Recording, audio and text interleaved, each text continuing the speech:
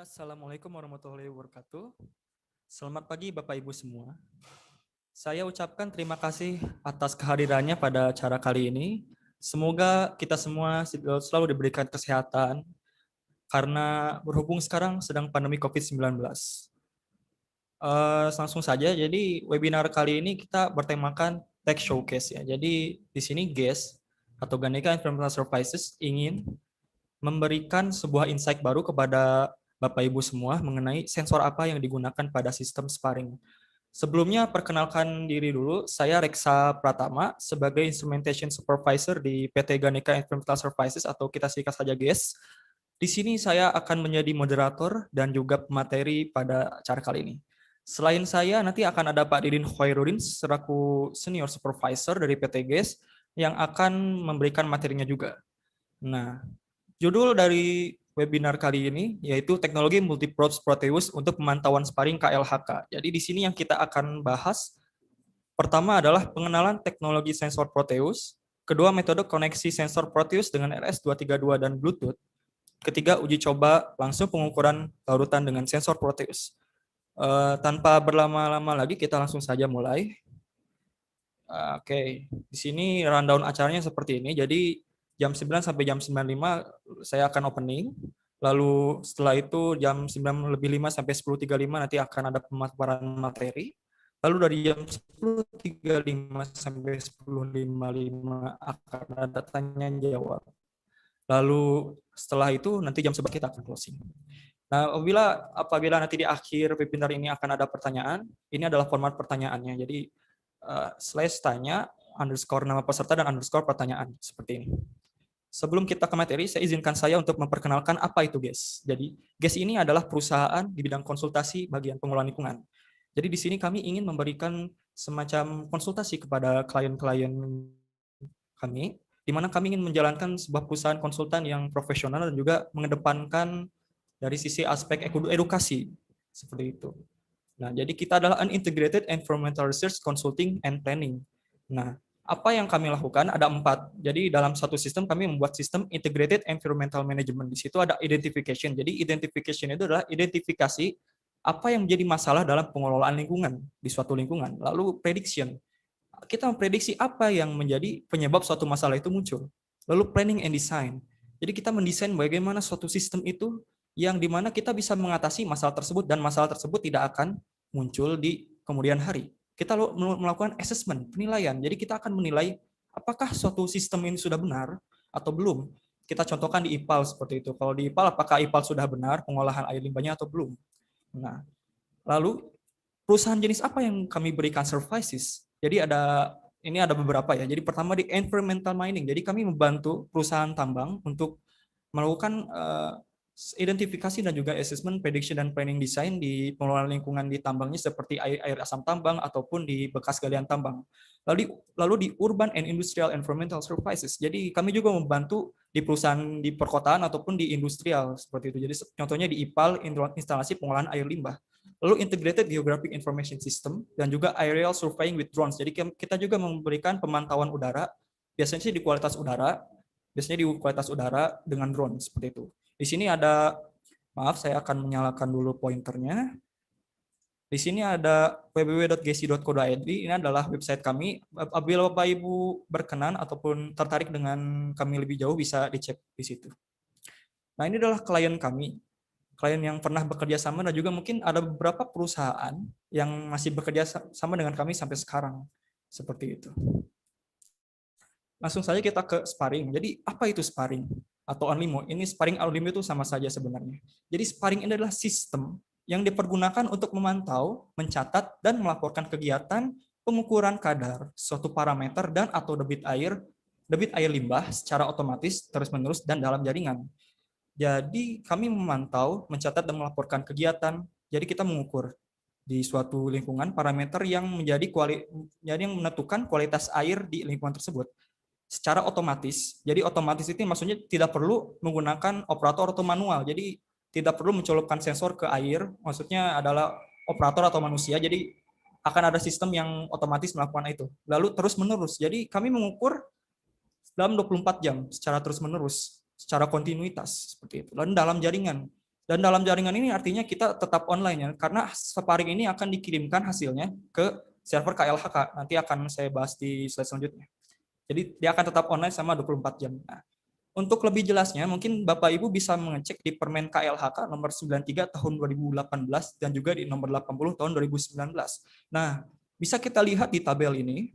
Tabel ini adalah perusahaan-perusahaan yang diwajibkan untuk menerapkan sparring di perusahaannya masing-masing. Di sini kita bisa lihat dari industri rayon sampai di kawasan industri, dan ini adalah parameternya. Ini rujukannya dari Permen KLHK nomor 80 tahun 2019. Lalu ini adalah skema sparring on limo ya. Jadi di sini saya akan jelaskan apa maksudnya. Jadi di sini sensor akan men-sense melakukan pengukuran parameter kualitas air di suatu lingkungan. Lalu hasil dari data sensor tersebut akan dikirimkan ke data logger. Data logger ini berfungsi sebagai otak ya, atau sebagai CPU-nya. Kalau kita analogikan di tubuh manusia, sensor adalah tubuh kita, ataupun misalkan kulit kita yang merasakan panas, mata kita yang merasakan melihat gitu ya. Nah, kalau data logger itu seperti ada otaknya yang mengatur semua itu. Dari sini data logger, data sensor tersebut akan dikirimkan ke server KLHK. Nah, di server KLHK nanti akan diterima ke KLHK pusat, DLHK provinsi, DLHK kabupaten atau kota.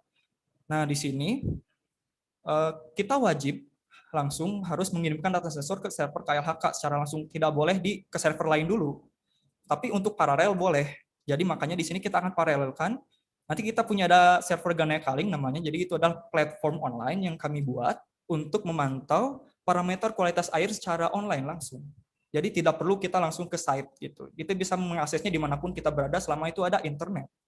Nah, kadang di lapangan kita terjadi suatu anomali atau error ketika parameter, misalkan saya contohkan pH-nya lebih dari 7, lebih dari batas. Nah, di sini kita akan ada sistem early warning system dengan alarm, dengan sistem notifikasi berjenjang. Jadi kita apabila suatu sensor tersebut melebihi batas, maka akan ada early warning system agar operator dapat melakukan aksi langsung untuk mengontrol. Nah, nanti kita juga bisa langsung setelah itu masuk ke server Ganekaling dan akan muncul di platform Ganekaling ini untuk memantau dari jauh. Seperti itu. Ini prinsip kerjanya seperti ini. Jadi ada 4 fungsi utama dari suatu sistem sparring, atau kita sebutkan data logger ya di sini. Jadi pertama, sumber daya. Terkadang ketika kita ingin memasang sparring, misalkan di perusahaan tambang, itu pasti di remote site, maksudnya di site yang dimana terpencil, tidak ada listrik dan sebagainya. Nah, maka dari itu kita perlu sumber daya alternatif. Apabila PLN tidak bisa, yaitu kita menggunakan sistem photovoltaik, sistem solar panel. Jadi kita mengubah dari cahaya matahari menjadi listrik. Nah, di sini kita menggunakan solar panel, akan masuk ke solar charger. Nah, di sini akan men-store energi. Di sini juga ada baterai. Jadi apabila siang hari kita mengandalkan sinar matahari untuk mengisi baterai. Lalu malam harinya kan tidak akan ada matahari, ataupun ketika hujan kita akan store dari baterai langsung ke data logger, seperti itu untuk sumber dayanya. Lalu yang kedua, aspek yang penting adalah alat sparring atau sensor. Nah, kita kan ingin mengukur suatu kualitas air, kalau tidak ada sensor kita tidak akan bisa mengukur apa-apa, bukan? Nah, disinilah pentingnya sensor seperti itu. Lalu LCT gunanya apa? LCT gunanya untuk menampilkan data sensor tersebut di lapangan untuk operator. Percuma apabila kita ingin melihat dari jauh, tapi yang dekat pun tidak bisa terlihat seperti itu. Jadi makanya operator apabila kita butuh LCD agar operator bisa langsung melihat hasil dan juga bisa langsung melakukan suatu tindakan apabila terjadi hal yang tidak diinginkan. Ketika media transmisi, sparring ini wajib untuk dikirimkan hasilnya, data sensornya ke server KLHK. Ini adalah suatu kebijakan dari KLHK yang menurut saya suatu inovasi yang bagus untuk memperbaiki lingkungan seperti itu. Nah, di sini kita media transmisinya sebenarnya adalah fleksibel ya. Bisa menggunakan modem GSM, bisa menggunakan radio ataupun internet seperti itu. Nah, ini adalah konfigurasi sistem sparringnya. Jadi kita di sini adalah contoh dari pemasangan sparring ya, Bapak Ibu. Di sini adalah alarm ya. Jadi ketika suatu sensor ini melebihi batas, dia akan menyala alarm ini.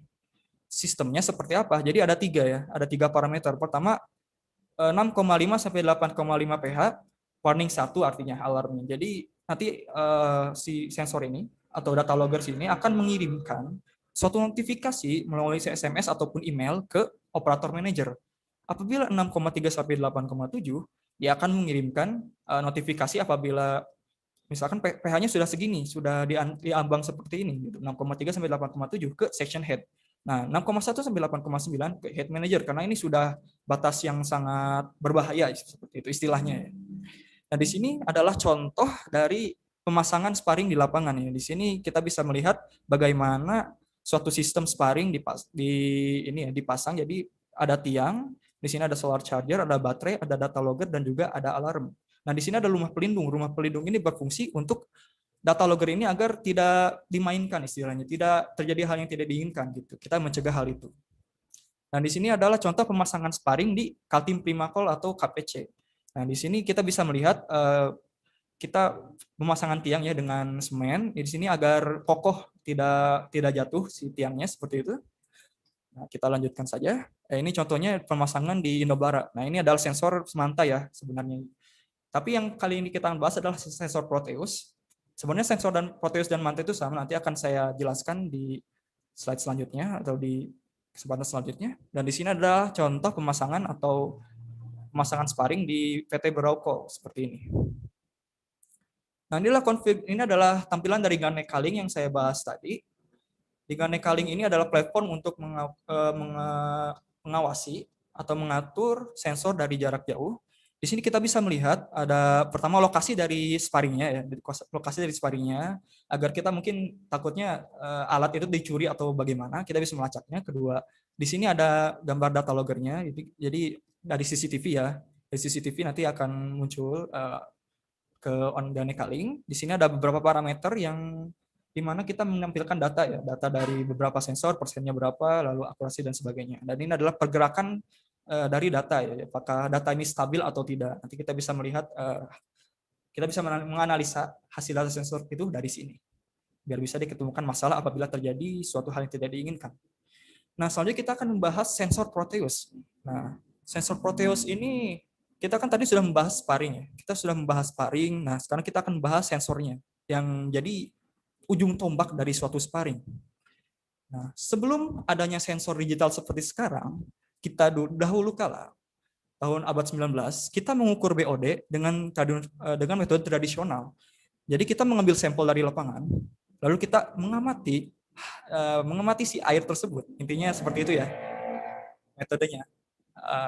Hal ini sangat tidak praktis karena butuh 5 hari untuk mengetahui hasil dari BOD tersebut. Kita harus menunggu selama 5 hari seperti itu.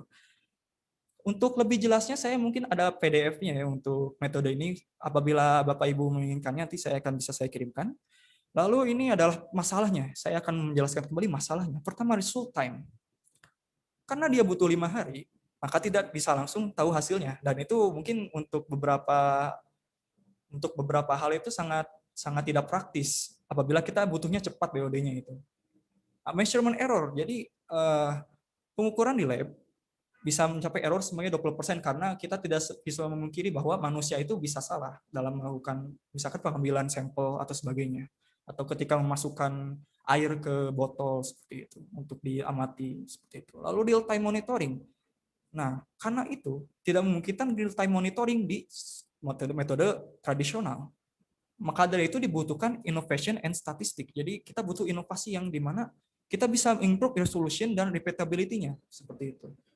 Lalu environment condition. Jadi dalam pengukuran tradisional ini nanti akan saya bahas ada namanya metode UV-VIS ya. Mungkin saya akan bahas di selanjutnya saja. Ini adalah tampilan dari sensor dan aksesoris dari Proteus. Mungkin untuk lebih jelasnya akan dijelaskan oleh Pak Didi nanti. Tapi ini yang kalau apabila Bapak Ibu membeli sensor, ini akan didapatkan seperti ini kurang lebih ya. Lalu inilah tampilan dari sensor. Ini adalah tampilan dari sensornya. Di sini mungkin gambaran umumnya dari atas ya, tampak dari atas sensor apa saja. Mungkin nanti Pak Didin juga yang akan membahas ini. Ini adalah gambar wiper. Jadi sensor ini memiliki wiper di mana dia bisa membersihkan secara sendiri, secara otomatis seperti itu. Ini adalah spesifikasi secara umum ya, dari parameter dan juga dari Proteusnya. Di sini beberapa parameter mungkin bisa Bapak Ibu lihat sendiri, tapi kalau apabila Bapak Ibu ingin melihat lebih jelasnya, di sini di http://proteosinstruments.com, di sini adalah website untuk Proteusnya. Di sini akan ada banyak datasheet dan juga manualnya. Di sini bisa di-download di sana. Silakan apabila Bapak Ibu tertarik.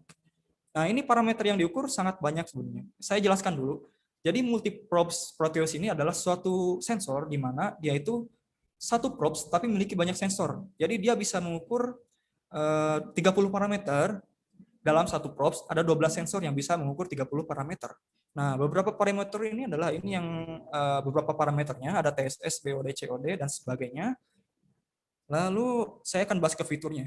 Jadi, apa yang membuat Proteus ini unggul? Pertama, real-time data. Jadi, maksudnya real-time data ini, sensor ini dapat mengambil data sensor secara langsung, real-time, tanpa harus menunggu waktu seperti tradisional metode tadi. Lalu measure bacteria atau coliforms. Jadi Proteus inilah instrumen pertama yang dapat mengukur coliforms di air minum. Ini tidak ada lagi sensor yang lain bisa dapat melakukan hal ini. Lalu self cleaning. Jadi sensor ini dapat membersihkan secara otomatis sendiri dengan tadi yang wiper yang saya mention sebelumnya. Lalu easy integration. Proteus ini tidak terbatas hanya ke RS-232 atau Modbus, tapi dia bisa istilahnya bisa adaptability. Jadi bisa ke tiga koneksi. RS-232 bisa, Modbus bisa, SDI-12 bisa. Nah, desain dari Proteus ini adalah sangat robust ya. Robust ini maksudnya karena dia menggunakan stainless steel dan kita tahu di lapangan ini sensor kadang bisa berkarat ataupun bisa terjadi korosi. Nah, pakai stainless steel dan juga desain yang rigid seperti itu. Lalu ini adalah contoh aplikasi di mana di lingkungan. Ini adalah tampilan sensor setelah 3 bulan dipasang. Lalu ini adalah sensor setelah dibersihkan. Seperti itu. Nah, setelah kita membahas keunggulan sensornya, kita akan bahas prinsip kerjanya. Jadi, Proteus ini menggunakan teknik fluorescence. Adalah teknik yang didasari dari sifat intrinsic fluorescence dari berbagai kelompok bahan organik. Jadi, prinsipnya ketika kandungan organik melewati sinar UV, elektron pada kandungan tersebut naik ke tingkat energi yang lebih tinggi mengelilingi atom. Ketika sudah melewati sinar UV, elektron akan kembali ke tingkat energi asalnya atau ground state dengan beberapa cara, salah satunya memancarkan cahaya. Nah, Proteus menggunakan sensor UV yang dapat membaca panjang gelombang tertentu.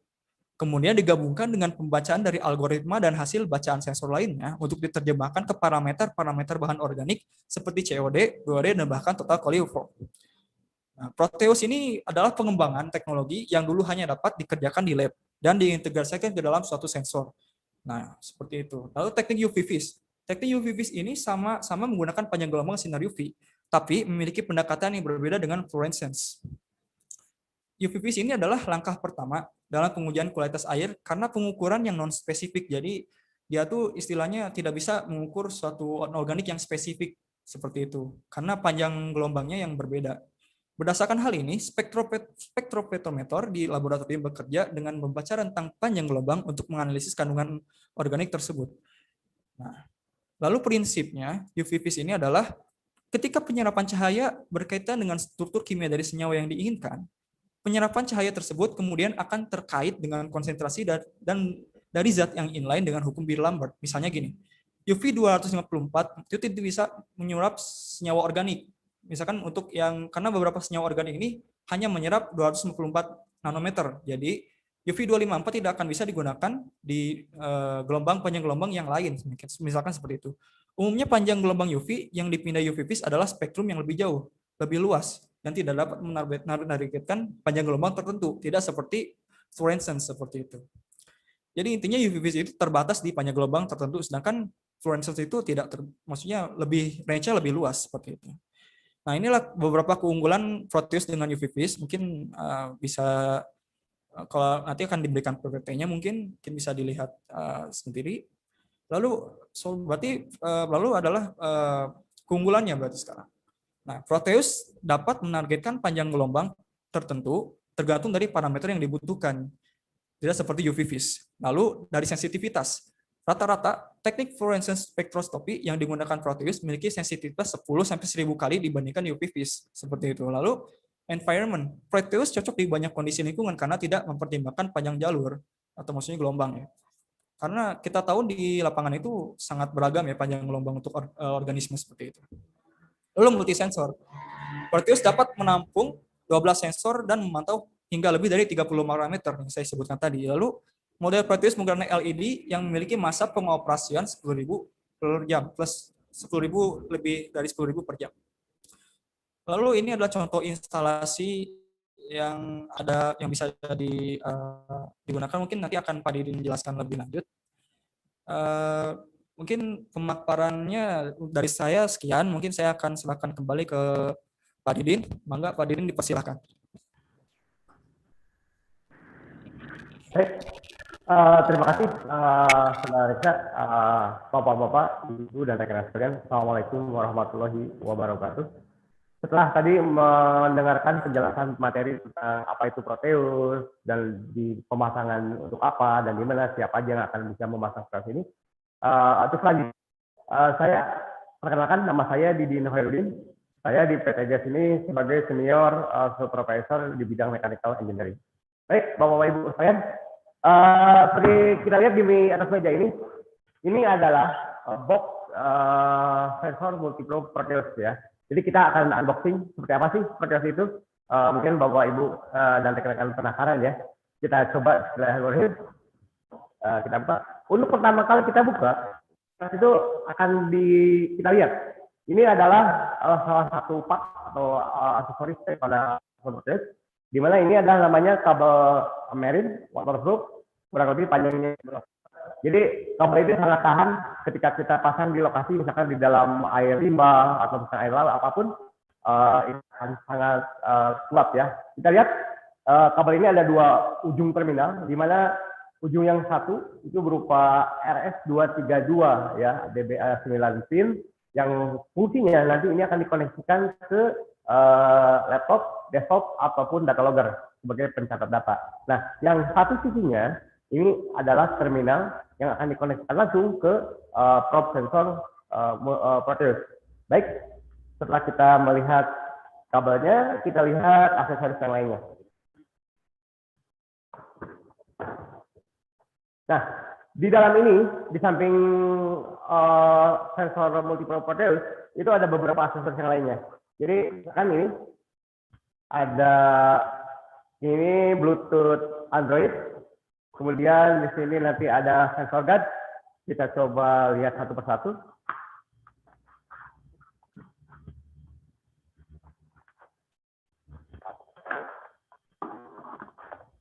Nah, Bapak-bapak, Ibu-ibu dan rekan-rekan sekalian, ini adalah komponen bagian daripada aksesoris sensor Bluetooth Proteus ya. Ini adalah charger untuk Bluetooth ya. Ini adalah komponen interface Bluetooth, di mana auxiliary ini nanti fungsinya ketika Proteus itu akan kita coba untuk mengukur parameter secara standalone ya, atau portable menggunakan interface-nya Bluetooth. Jadi kita misalkan nggak menggunakan data logger apapun, pengen langsung ke site tanpa kabel gitu kan, nanti bisa menggunakan aksesoris Bluetooth ini.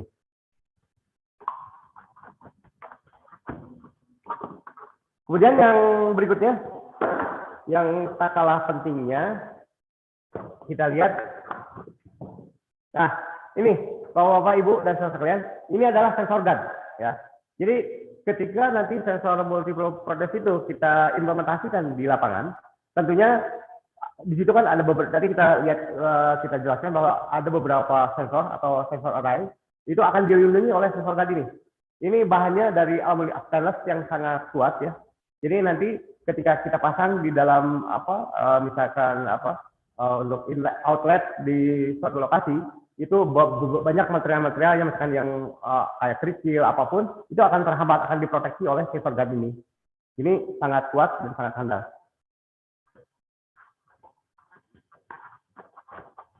Untuk berikutnya, ini ada beberapa aksesoris yang sangat penting juga ya. Jadi misalkan ini adalah kabel, sisi kabel. Ketika kita akan koneksikan ke laptop atau desktop, maka ini sudah disiapkan ya.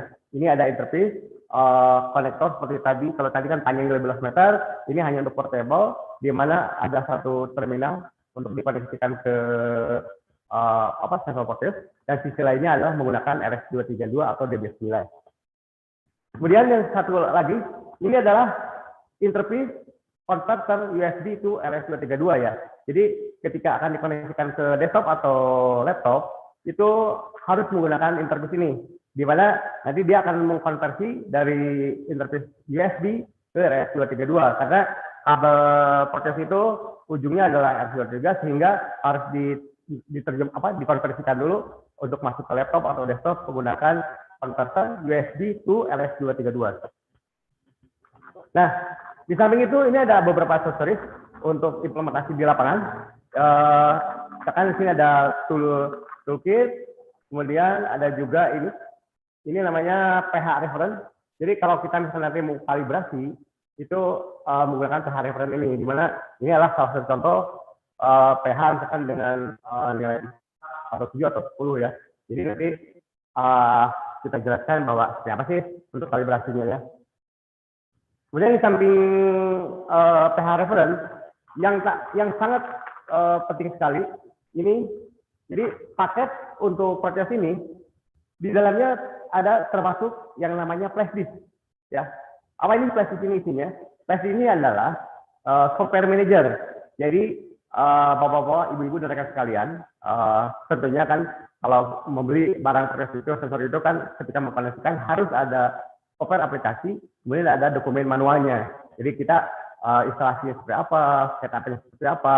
Nah, di dalam flash disk ini terdapat beberapa manual, data sheet, spesifikasi, kemudian ada juga di sini software manajernya sendiri. Jadi ketika beli, kita akan menguji, itu kita install terlebih dahulu di PC laptop ataupun desktop ya. Baik, untuk selanjutnya, ini yang kita tunggu-tunggu, seperti apa sih sensor protes ini? Nah, bapak-bapak, ibu-ibu, dan rekan sekalian, inilah yang ditunggu-tunggu. Ini adalah sensor multi-probe proteus. Kita lihat seperti apa penampakannya. Nih, di sini kita lihat namanya proteus, ya. Di mana kita lihat ini bahan yang tadi seperti saudara Reksa sampaikan, bahwa ini bahannya dari stainless yang baja yang sangat kuat ya. Kenapa seperti itu? Karena kita kan untuk di lokasi itu membutuhkan material yang sangat kuat, karena kita dibutuhkan bukan hanya untuk sebulan 2 bulan, maka bertahun-tahun kita akan pasang di lokasi. Nah, ini posting dari proteus seperti ini. Ini adalah salah satu proteus, karena proteus itu ada 3 macam, ada tipe yang 30, ada tipe 35, dan ada tipe 40. Itu perbedaannya hanya di dalam jumlah sensor dan parameter yang akan kita ukur. Nah, kita jelaskan dari atas sampai bawah. Kita lihat di atas ini ada tutup. Kalau kita buka, bapak-bapak, ibu-ibu. Nah, ini adalah terminal koneksi untuk proteus. Ya, ini adalah beberapa pin.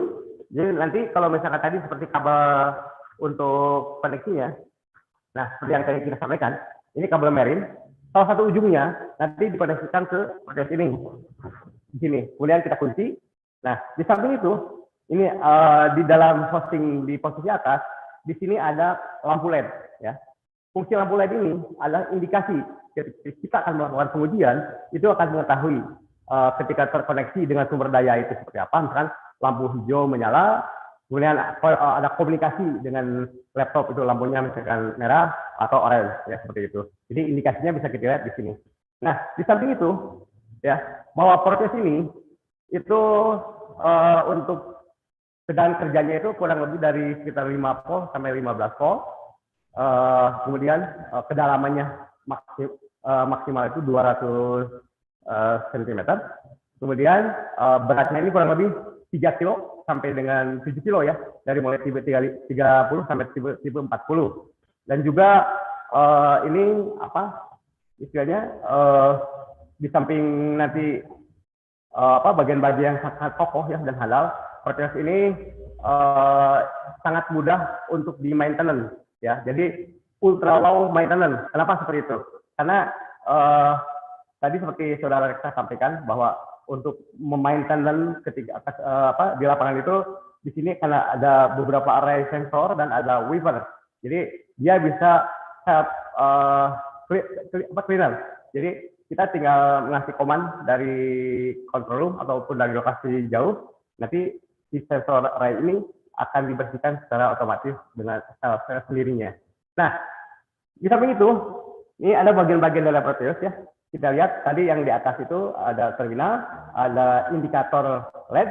Nah, di posisi paling bawah ini bisa kita lihat, ini adalah yang namanya tab kalibrasi, ya, tab kalibrasi. Jadi ketika akan beli dan sebelum kita implementasikan di lapangan, ini kita menggunakan tab kalibrasi ini. Jadi, biar sensor itu benar-benar presisi, ya, biar handal. Karena si Proteus ini adalah salah satu sensor multiprom yang real time platform. Jadi data itu dia benar-benar real time. Saat itu ketika hasil pengukuran langsung dikirim ke server KLHK maupun server internal seperti yang disampaikan saudara Reksa adalah server jenis salingnya. Nah, ini tadi saya bilang ketika kita nanti akan menguji atau kalibrasi, tab ini yang bisa dibuka tutup dan diisi oleh cairan reference seperti tadi, ya. Misalkan kalau kita mau menguji sensor pH, kita menggunakan ada pH reference. Kita masukkan, kemudian kita ukur, itu harus presisi dan nilainya sesuai apa yang menggunakan pH reference tersebut. Baik, Bapak-bapak, Ibu-ibu, dan rekan sekalian, kita lihat di dalamnya seperti apa sih Proteus itu, sensornya ada seperti apa. Baik, kita coba buka dulu sebentar.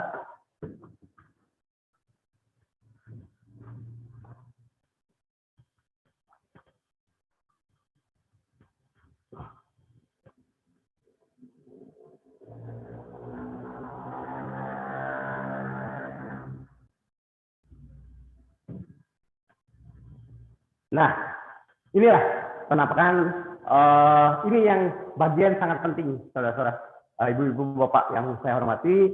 Kita lihat, ini adalah bagian-bagian sensor array atau sensor-sensor, kan kita bilang multi probe. Jadi beberapa probe, beberapa sensor di dalam satu sistem ya, satu hosting di sini seperti itu ya. Jadi kalau ini tadi adalah tab untuk kalibrasi. Nah, ini adalah sensor array-nya. Kita bisa lihat di sini, ya. Ada beberapa sensor di sini. Kita bisa lihat di sini ada fluorometer, di sini ada temperatur, kemudian di sini ada pH meter, kemudian di sini ada conductivity, dan di sini ada turbidity, ya. Turbidity misalkan kita mengukur untuk TSS ya, total suspended ya, solid ya. Nah, ini adalah yang sangat penting ya. Di sini ada sensor TSS, ada fluorometer. Karena Proteus ini di samping kita sangat handal, sensor ini salah satunya yang bisa mengukur E. coli ya, atau misalkan kalau yang tadi seperti saudara sampaikan. Nah, di samping itu yang tidak kalah pentingnya, seperti tadi yang sudah saya ini kan, ini adalah low ultra maintenance. Kenapa? Karena di samping sensornya kita bisa bersihkan satu persatu, di sini saudara kalau dipasang di lapangan, ini ada yang namanya weaver. Jadi ini adalah weaver. Weaver di atasnya, ketika kita kasih trigger atau kasih command di control room atau dari laptop, maka si weaver ini akan berjalan, memutar untuk membersihkan si tepi-tepi dari sensor-sensor yang ada di sini. Ya. Jadi untuk lebih jelasnya mungkin ini, di sini ada tempat namanya untuk reference ya. Jadi pH reference kalau kita mau kalibrasi kita bisa pasang di sini. Kemudian di sini ada blank plug ya. Ini kenapa ada blank plug? Jadi ini adalah tempat sensor yang masih kosong. Karena ini tipe 30, mungkin untuk tipe 35 dan tipe 40 sensornya akan lebih banyak dan parameter yang dibaca lebih banyak juga. Ini kita bisa ganti dengan sensor-sensor yang kita butuhkan di lapangan. Ya. Jadi inilah bagian-bagian dari Proteus. Ketika kita akan menguji, ini kita tinggal pasang lagi sini.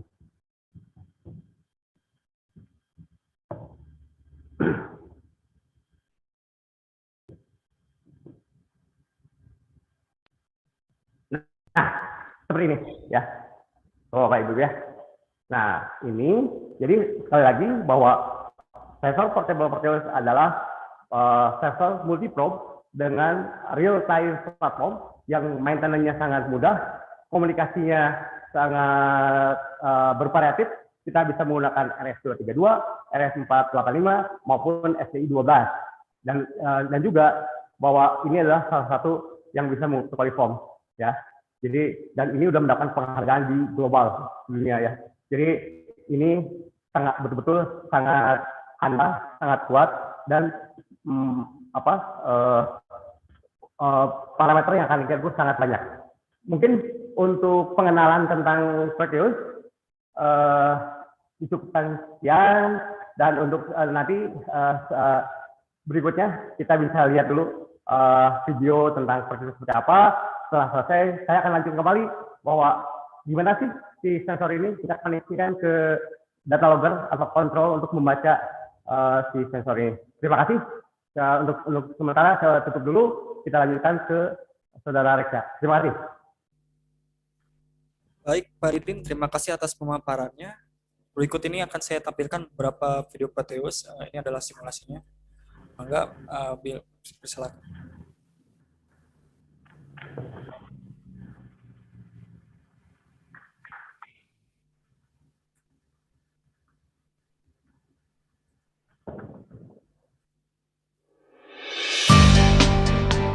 Wherever you have wastewater that is processed or discharged into a receiving environment, you need a reliable way of knowing what effect it'll have on the environment.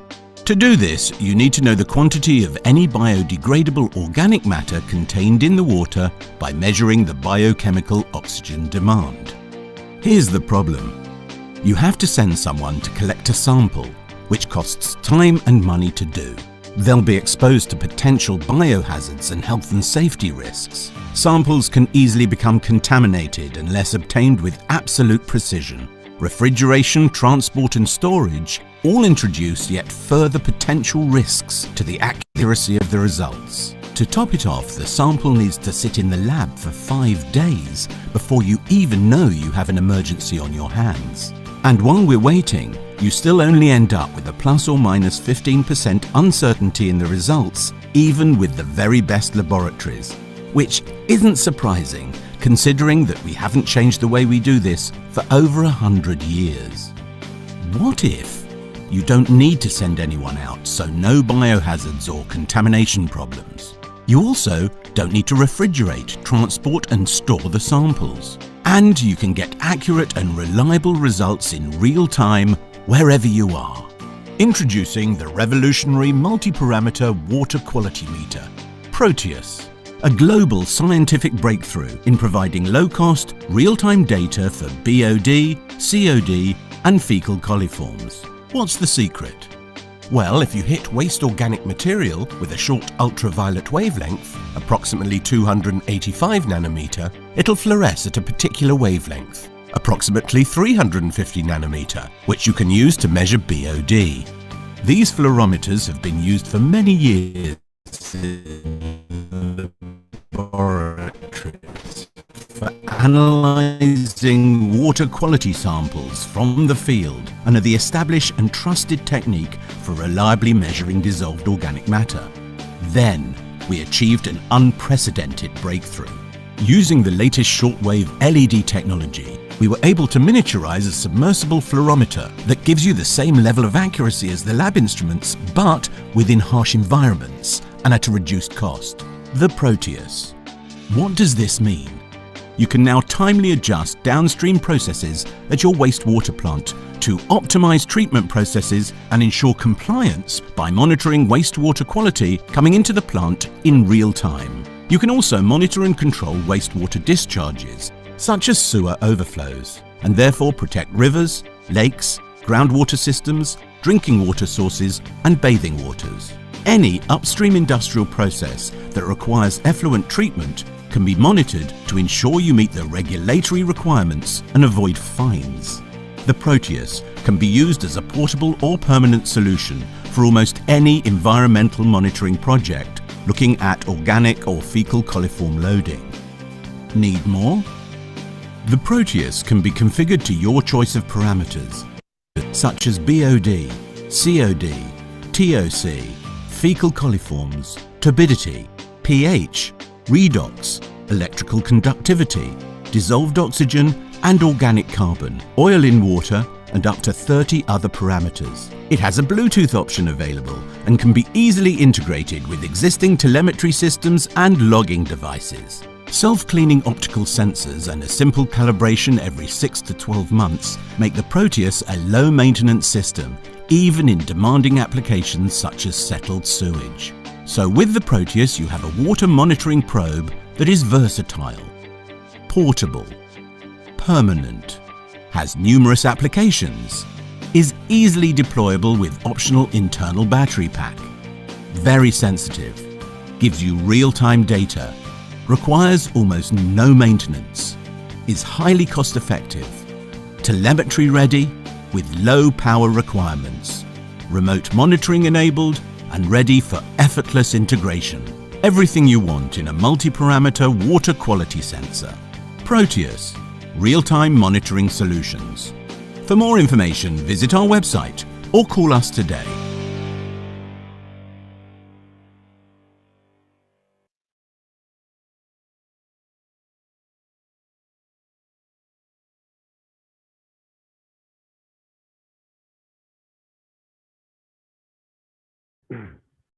Baik, Bapak Ibu dan rekan-rekan sekalian, kita ketemu lagi untuk sesi berikutnya, di mana untuk kali ini saya akan jelaskan bagaimana sih untuk mengoneksikan atau mengintegrasikan sensor tadi yang sudah saya sampaikan. Ini adalah sensor yang tadi kita coba akan koneksikan dengan data logger. Ya.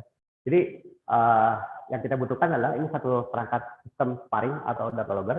Kemudian ini adalah kabel yang tadi ini sebagai penghubung antara Proteus dengan data loggernya. Nah, saya akan jelaskan nih. Ini adalah perangkat yang komplit ketika kita akan implementasikan di lapangan. Kita lihat sebelah kanan sini. Ini adalah access point ya, access point. Fungsinya untuk apa? Access point ini ketika kita akan men-setup, menkonfigur dari laptop atau desktop ke sistem sparring ini atau misalnya OnLimo ini. Jadi kita tidak memerlukan menggunakan kabel lagi atau istilahnya cableless ya. Jadi tidak perlu kabel tapi menggunakan wireless.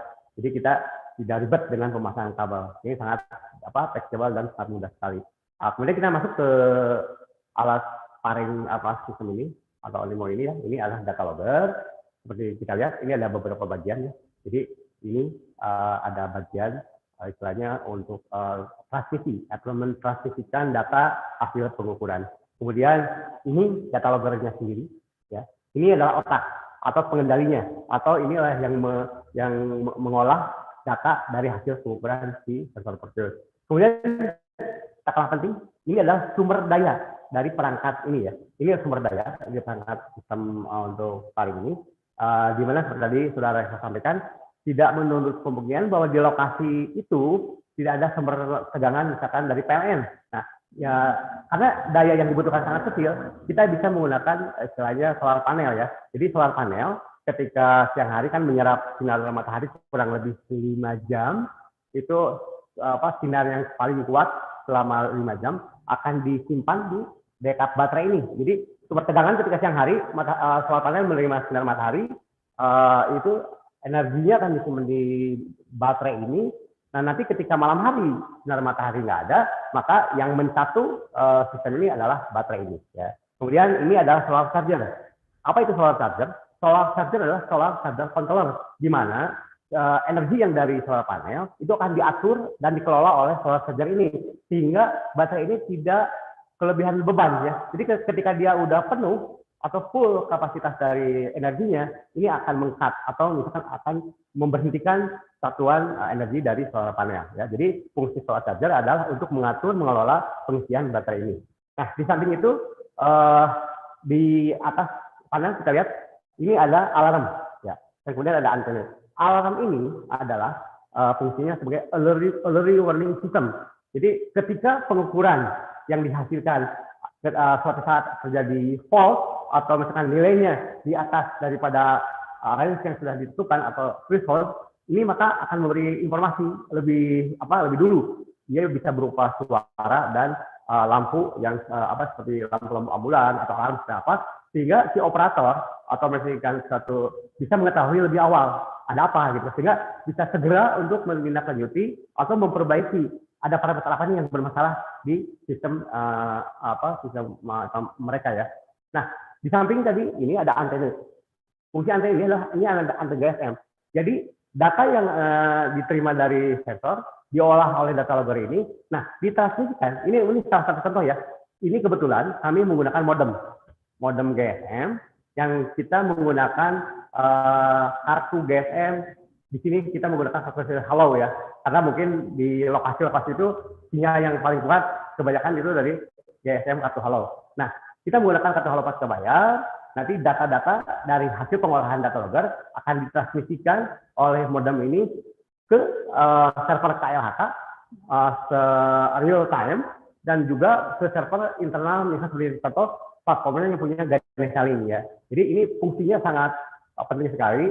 Karena di sini kita menggunakan GSM, tapi tidak menutup kemungkinan di daerah-daerah tertentu kita bisa menggunakan radio, bisa menggunakan satelit, bisa menggunakan misalkan RS485, RS232, atau menggunakan internet sendiri, atau misalkan Ethernet pakai menggunakan protokol TCP/IP.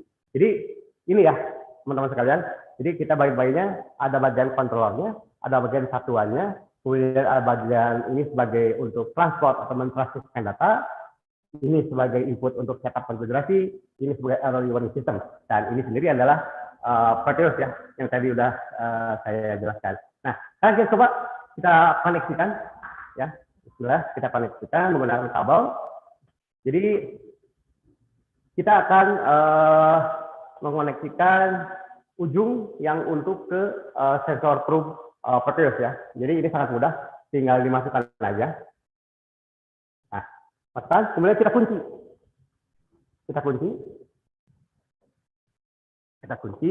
Nah, setelah itu satu sisi ini adalah RS232 atau DB9 kita masukkan ke input dari data logger ini. Ya. Nah, ya, kita lihat ini dia akan membaca dulu, dia akan men-setup seperti apa. Coba kita lihat sampai selesai seperti apa nanti di situ. Nah, sambil menunggu mungkin nanti kita akan lihat di visinya seperti apa.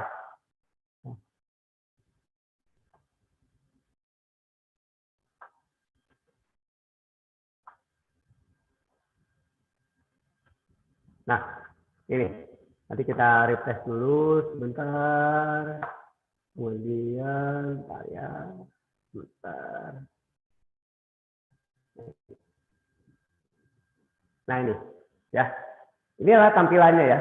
Tampilannya ini ada beberapa parameter yang diinikan oleh, nah ini, ya. Jadi nanti kalau udah terukur dengan menggunakan apa ini masih di karena kita masih belum di site, jadi masih menggunakan potensial adalah up kalibrasi. Jadi di sini ada cairan khusus yang udah kalibrasi. Kebetulan saya pakai menggunakan cairan referennya pH. Nanti di sini kita lihat hasilnya seperti apa ya.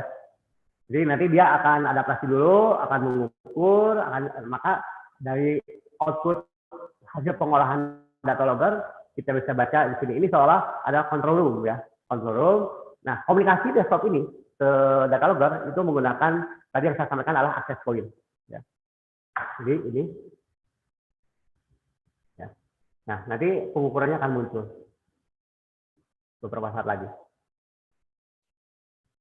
Nah, di samping ini, kalau kita mau setup untuk kalibrasi itu sangat simpel dan sangat mudah.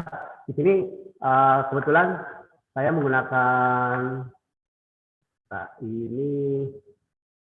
Nah, ini juga salah satu tampilannya. Jadi ketika nanti nilai-nilainya belum terbaca, karena kami akan baru hanya beberapa parameter aja yang udah kita kalibrasi. Ini kalau error seperti apa, kalau bagus seperti apa ya. Ini adalah data untuk di desktopnya. Kemudian satu lagi yang akan saya perlihatkan bahwa di sini ada nih. Nah, ini adalah menggunakan koneksi menggunakan internet, di mana kita bisa mengambil data-data yang ada di data logger. Ketika kita akan merubah-rubah, mengedit atau mengupdate apapun, di sini kita bisa lihat salah satunya. Konfigurasinya. Nah, ini adalah satu aplikasi yang sangat mudah dan simpel. Kita bisa merubah parameter, menambah parameter, kemudian misalkan algoritma atau ini harus dirubah, rumusnya seperti apa, kita bisa mengeditnya di sini dengan mudah sekali ya. Tinggal dibuka, kemudian kita edit, kita save, dan kita akan langsung data yang udah di-save akan langsung dikirim ke data logger, dan kemudian akan di-restart ulang sehingga datanya akan bisa update seperti itu ya. Ini adalah untuk setup konfigurasinya. Nah, ini untuk tadi tampilannya. Kemudian satu lagi data untuk bentar. Ini ya tampilannya. Nah, jadi mungkin Bapak-bapak, Ibu, dan rekan-rekan sekalian, itulah yang bisa saya sampaikan. Seperti apa sih koneksi integrasi si multi-probe real-time platform sensor seperti ini ya. Di sini bisa lihat salah satunya juga di Jess punya, ini adalah contoh ketika kita akan mengkalibrasi. Jadi kita punya dudukan atau tahanan. Ini contohnya adalah satu sensor yang tipe lain.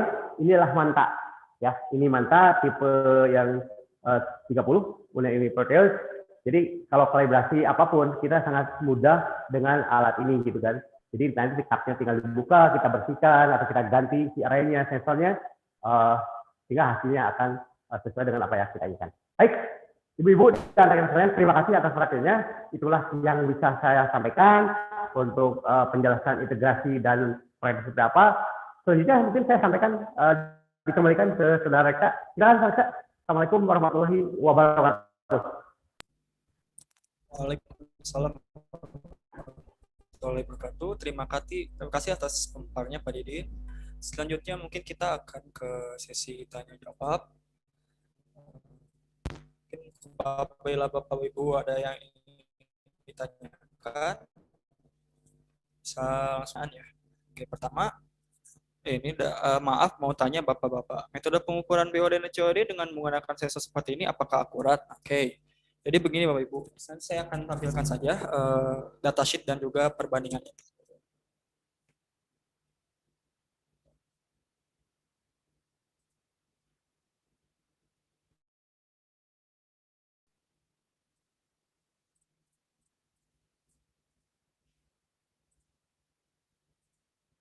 Nah, ini Bapak Ibu bisa dilihat, ini adalah spesifik datasheet dari Proteus, dan ini adalah peraturan KLHK nomor 80, di mana persyaratan untuk sparring ya, untuk sparring akurasi dari sensor ini adalah COD untuk COD maksimal itu 10%, sedangkan kita bisa dilihat di sini COD ini memiliki resolusi 0,01 mg per liter. Dan akurasinya plus minus 5%. Jadi saya kira ini cukup akurat ya dan bisa digunakan untuk di sparring seperti itu. Untuk saya mungkin tidak bisa menilai apakah ini sangat akurat atau tidak. Mungkin saya hanya bisa memberikan memberikan perbandingan saja bahwa saya bisa mengklaim bahwa sensor ini bisa digunakan di sparring dan juga memiliki akurasi plus minus 5%. Untuk metode pengukurannya seperti yang saya sebutkan tadi, menggunakan fluorescence spectrometer. Jadi kita memberikan sinar UV dalam length wave tertentu, nanti akan disebarkan length wave-nya tadi seperti di video 350 nanometer, nanti sensor akan apa istilahnya akan menerjemahkan si length wave tersebut. Untuk pertanyaan selanjutnya, bagi Bapak-bapak, apakah untuk instalasi di lapangan bisa wireless atau via radio?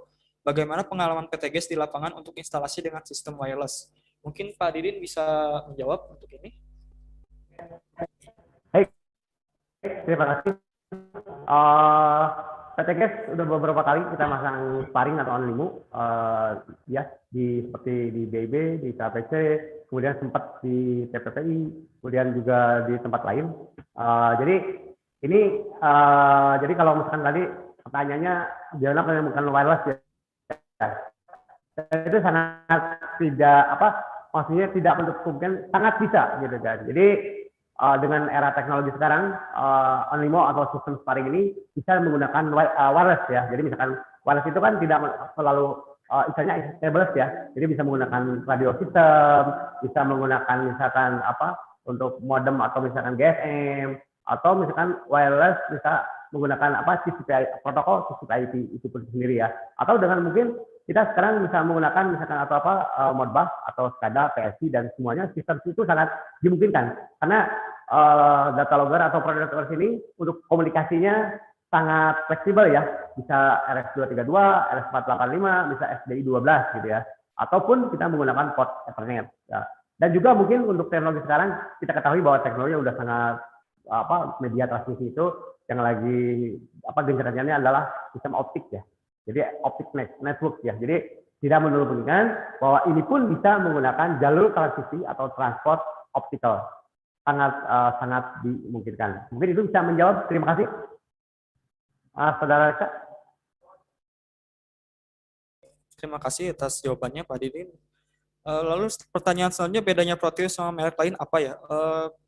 Kalau Proteus sendiri bedanya pertama dia ini ya Bapak Ibu, dia multiprobes, artinya kalau merek lain mungkin satu sensor itu hanya bisa mengukur satu parameter atau setiap sensor itu hanya bisa mengukur parameter. Dengan kalau Proteus ini dia bisa mengukur banyak parameter seperti itu. Lalu mungkin dari segi akurasinya mungkin bisa dibandingkan ya, soalnya merek lain itu mungkin tidak bisa saya spesifik menjelaskan satu merek itu, karena banyak sekali sensor selain Proteus yang mungkin memiliki akurasi yang berbeda seperti itu.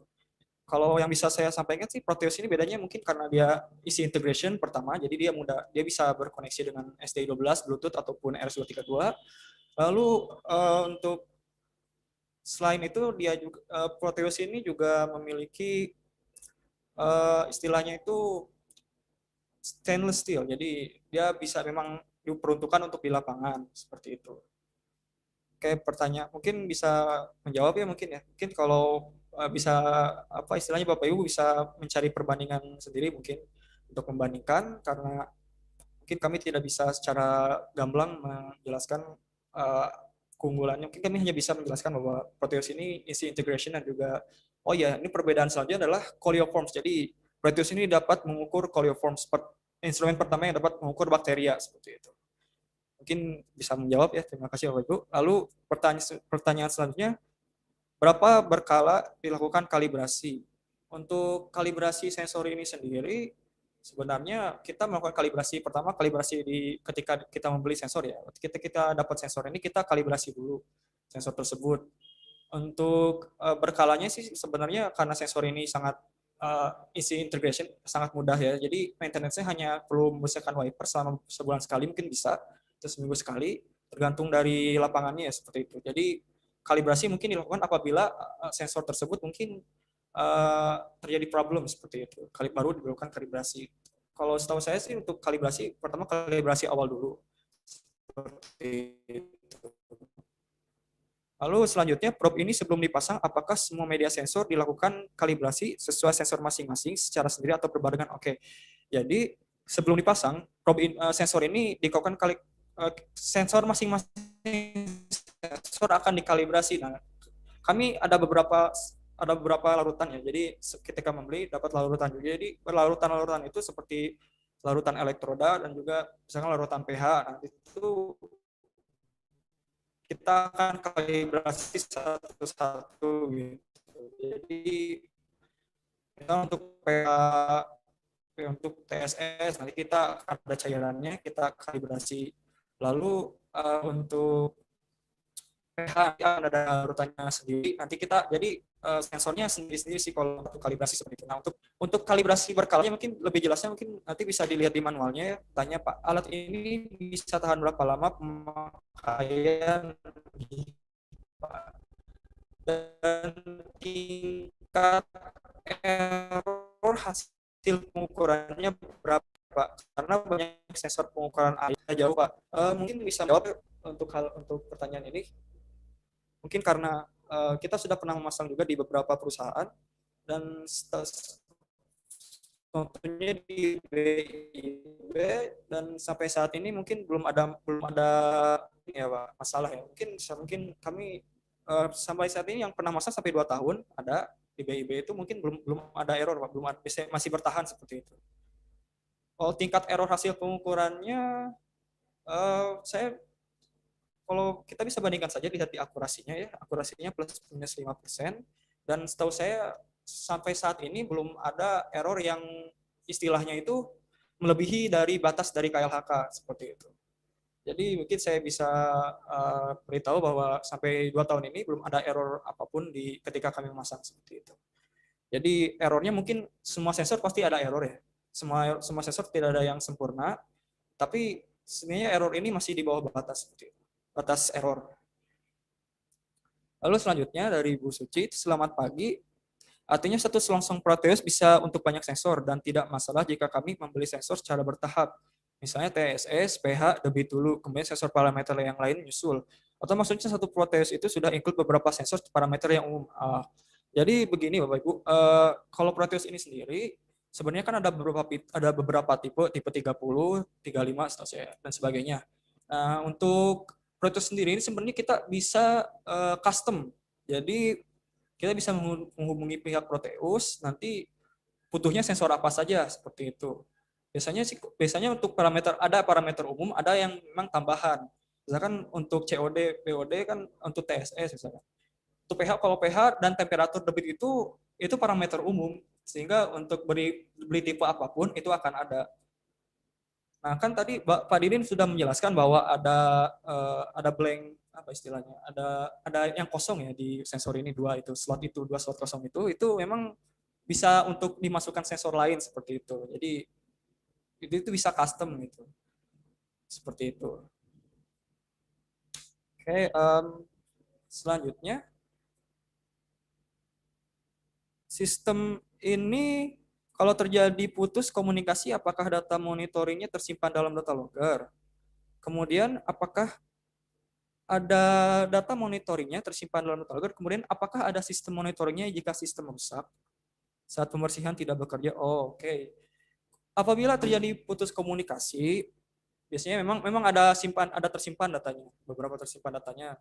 Mungkin kalau untuk skemanya ini seperti ini Bapak Ibu. Apabila sensor tersebut mengalami gangguan, pasti akan ada terputus ke KLHK. Nanti setelah itu paling perusahaan akan membuat surat, nanti kami akan bantu, akan membuatkan surat ke KLHK bahwa ini ada gangguan. Nanti KLHK akan memberikan waktu untuk perusahaan tersebut untuk memperbaiki sensornya dalam jangka waktu tertentu. Tapi datanya tersimpan, nanti akan tersimpan. Lalu kalau sistemnya rusak, saat pembersihan tidak bekerja. Ada sistem, maksudnya apa ya? Kemudian apakah ada sistem monitoringnya jika sistem rusak? Oh, maksudnya mungkin ini ya, sistem penggantinya ya.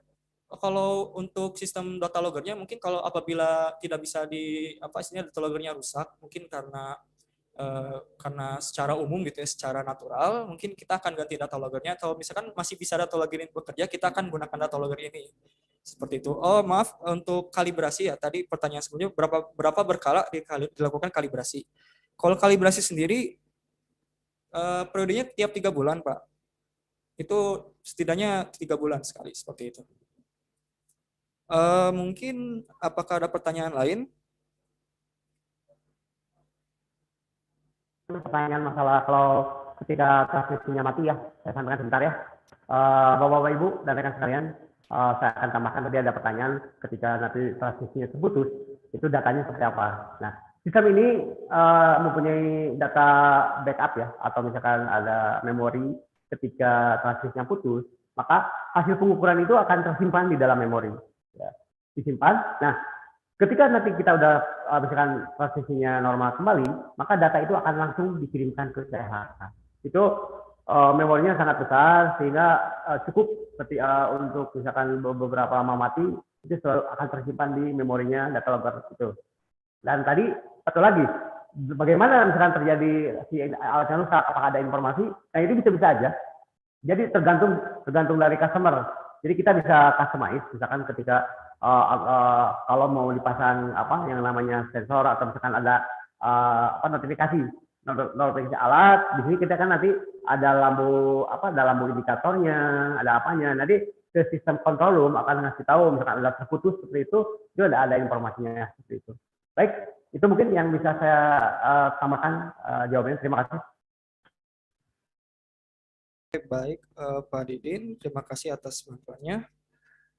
Mungkin sebentar, saya akan skip sebentar.